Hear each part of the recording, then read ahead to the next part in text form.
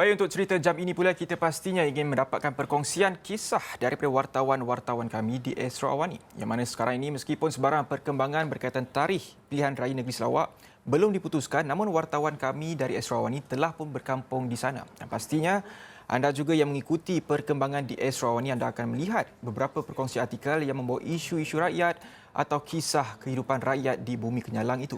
Dan antara yang menarik untuk saya bertanyakan cerita di sebalik berita yang disampaikan oleh wartawan Astro Awani Asim Hassan yang ada membuat liputan di kawasan Betong, dan dikatakan juga beliau telah berkesempatan untuk menelusuri lebuh raya Pen Borneo untuk tiba ke Betong. Jadi kita terus saja bersama dengan Asim. Terutama sekali Asim, apa khabar? Dan mungkin Asim boleh kongsikan bagaimana agaknya pengalaman perjalanan sebelum tiba di Betong itu sendiri, Asim. Baiklah, terima kasih Faris Daniel di studio. Faris Daniel, apa yang boleh, ini sebelum tu saya nak beritahu adalah ini adalah pengalaman atau pertama kali saya datang ke Pekan Betong di Parlimen Betong ini. Specifically saya pergi ke Dun Layar yang mana perjalanan dari Kuching itu hanya mengambil masa 3 jam 45 minit dengan kelajuan pemanduan sekitar 90 km sejam, yang mana perkara itu didorong oleh adanya jajaran lebuh raya Pen Borneo. Daripada Kuching saya bergerak sekitar jam 3.15 petang pada petang Isnin. Saya sampai ke Betong itu sekitar jam 7 malam, yang mana saya kagum sebenarnya. Sebelum ini saya pernah melalui jalan Pen Borneo yang sebelum ini untuk jajaran di Sabah dan Sarawak. Sebelum ini di Sabah, iaitu jajaran di Papar itu sendiri. Tetapi kali ini di Betong, daripada Kuching, Samarahan, saya menyusuri Pen Borneo di Serian itu dan beberapa laluan lagi untuk sampai ke Betong masih lagi dalam pembinaan. Maknanya masih dalam pembinaan lah, construction. Mungkin masih lagi laluan satu lorong itu dibuka, tetapi bagaimanapun apa yang ingin saya sampaikan adalah perjalanan itu cukup menarik juga, sebab sebelum saya ke Betong, saya bertanyakan di lobi-lobi hotel bersama beberapa orang yang saya temui, menyatakan saya memberitahu saya dengan juru gambar, juru kamera ingin pergi ke Betong, yang mana mereka kata, "Hui, jauh Betong tu. Macam mana nak pergi? Drive sendiri." Perjalanan hampir 6 jam. Di situ pekan mati, tiada apa-apa. Sebaliknya, segala persepsi itu saya rasa tidak benar sama sekali apabila saya hanya menggunakan perjalanan itu 3 jam 45 minit atau 4 jam saja, yang mana saya rasa ini adalah dengan singkatan itu, perjalanan itu ada disebabkan oleh dengan adanya Pen Borneo itu sendiri, yang mana mungkin cakap-cakap orang yang saya temui di lobi itu saya pasti adalah disebabkan mungkin mereka sudah lama tidak ke Betong, mungkin melalui jalan yang satu lorong dahulu, itulah mungkin memakan masa 6 jam. Dan ini juga yang patut kita beri perhatian menjelang pilihan raya negeri Sarawak, yang mana pembangunan untuk Sarawak tidak pernah dipinggirkan baik oleh Kerajaan Persekutuan dan juga Kerajaan Negeri Sarawak itu sendiri dipimpin Gabungan Parti Sarawak. Faris Daniel. Asim, kalau kita membuat carian di Google untuk melihat apa tarikan yang ada di Betong itu sendiri, sebenarnya ada beberapa destinasi yang menarik. Contohnya ada Taman Negara Maludam, Rumah Panjang Matop di Sungai Paku, Bukit Saduk dan banyak lagi lah. Jadi bagaimana Asim melihat tempat-tempat ini juga memainkan peranan penting dalam menjana ekonomi di kawasan Betong itu sendiri, Asim? Baik, Faris Daniel, saya tidak dapat kongsikan sebab tadi sebelum saya live bersama Faris, saya sempat bertemu dengan seorang usahawan usahawan pertanian pintar, anak muda berusia 28 tahun yang mengusahakan pertanian lada, watermelon, tembikai dan juga sayur-sayuran, yang mana dia menggunakan perkhidmatan atau pertanian pintar ini, yang mana saya melihat begitu kesungguhan anak-anak muda di sini. Kalau berbalik kepada Faris Daniel katakan tadi bagaimana apa tarikan di sini, yang boleh saya bawakan adalah bukan saya mencari sekadar tarikan sahaja. Apa yang penting di sini adalah saya juga mencari permasalahan-permasalahan rakyat dan juga tarikan-tarikan rumah panjang yang ada di sini. Dan juga kalau boleh saya kongsikan visual ini, yang mana visual ini adalah visual saya pergi ke 2 buah rumah panjang.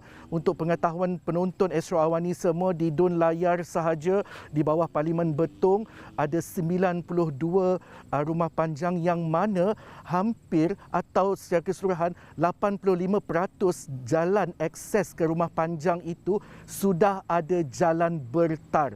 Hanya 15 ke 18% saja rumah panjang yang betul-betul di pedalaman, di remote area, yang masih lagi dalam pembinaan, bukan lagi jalan balak tetapi dah jalan gravel, dan akan dalam proses ditar jalan tersebut untuk memastikan para penduduk di Dun Layar, terutamanya masyarakat yang tinggal di rumah panjang itu, menikmati pembangunan kemudahan asas. Dan ini merupakan projek Kerajaan Negeri Sarawak ya, di bawah Gabungan Parti Sarawak, Faris. Dan bila Faris bercakap dengan saya tadi berkenaan dengan pusat-pusat pelancongan, sebenarnya saya tak sempat pun nak pergi ke Maludam apa semua pusat pelancongan tersebut. Apa yang pasti, saya sebenarnya first time sebenarnya ingin pergi ke rumah-rumah panjang sebab tak pernah saya pergi, dan semalam adalah pengalaman pertama saya untuk pergi.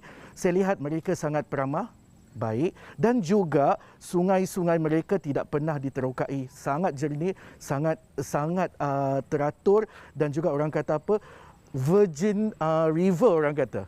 Faris. Menarik tu kalau untuk kita lawati. Dan mungkin juga sepanjang beberapa hari ini Asim juga ada mendekati penduduk di sana, dan pastinya ada mendengar rintihan ataupun harapan. Jadi dengan adanya Pen Borneo dan juga ada penambahbaikan daripada segi laluan highway ataupun jalan besar di sana, jadi apa lagi yang mereka harapkan sebenarnya daripada pihak pemimpin yang bakal mewakili mereka nanti, Asim?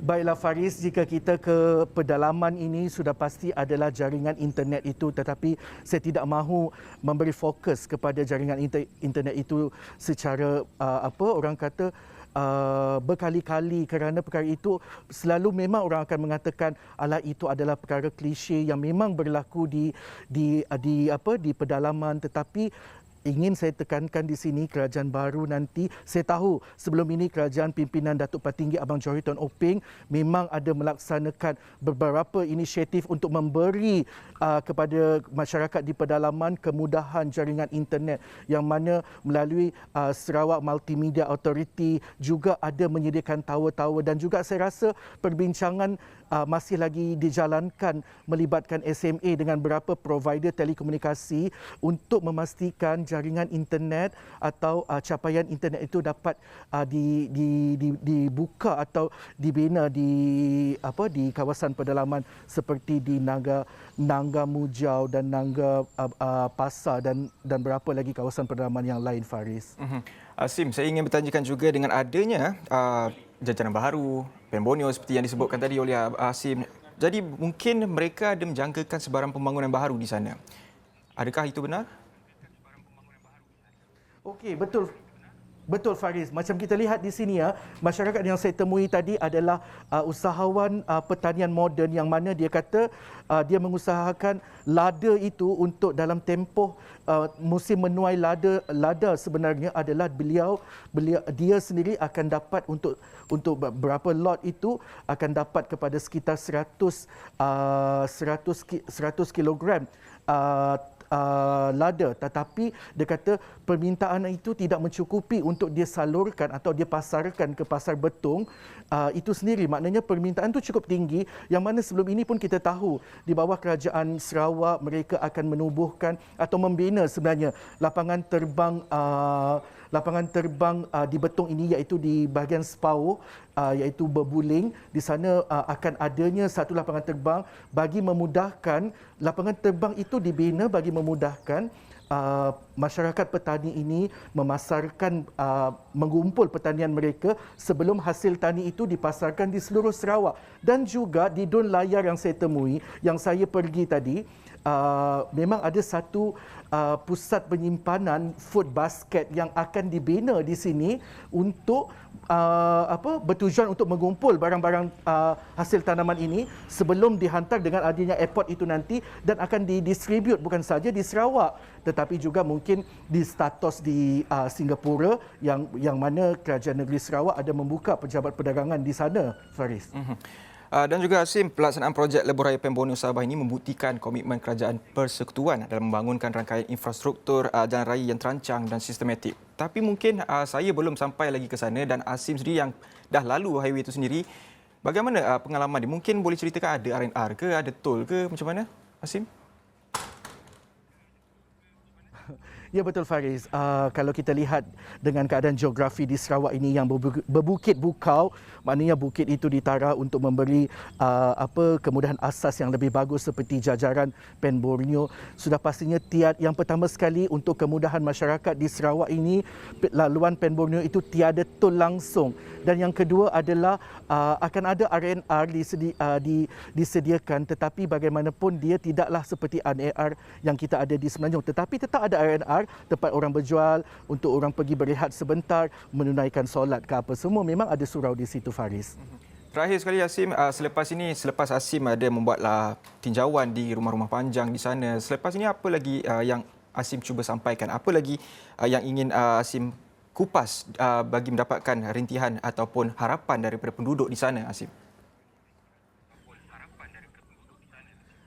Baiklah, mungkin esok saya akan pergi ke sebuah rumah panjang yang mungkin terkenal, yang di mana rumah panjang itu adalah terletaknya di Betong ini. Saya tidak boleh reveal dulu apa-apa, Faris. Kita tunggukan laporan yang akan saya bawakan dari semasa ke semasa. Tetapi dia adalah rumah panjang seorang figura rakyat Malaysia yang terkenal di peringkat antarabangsa. Selain daripada itu juga saya ingin bawakan juga, saya mungkin akan ke Lubuk Antu, ke Pekan Lubuk Antu. Dalam perjalanan saya nak pulang dulu, saya singgah sebentar di Pekan Lubuk Antu dan saya akan tengok sikit apa-apa yang ada di pasar di Lubuk Antu, sebab saya suka ke pasar dan saya akan lihat apa masalah-masalah rakyat di sana dan bagaimana masyarakat di Lubuk Antu itu sendiri menjelang pilihan raya negeri Sarawak. Pastinya orang ramai tidak sabar untuk menunggu penulisan Asim di artikel Esrawani. Baik, itu dia Asim Hassan, wartawan Esrawani yang berkongsikan pengalaman menelusuri Lebuh Raya Pen Borneo dan juga berceritakan apa yang ada di Betong itu sendiri. Baik, saya kira itu saja cerita jam ini. Saya Faris Daniel. Assalamualaikum dan salam hormat.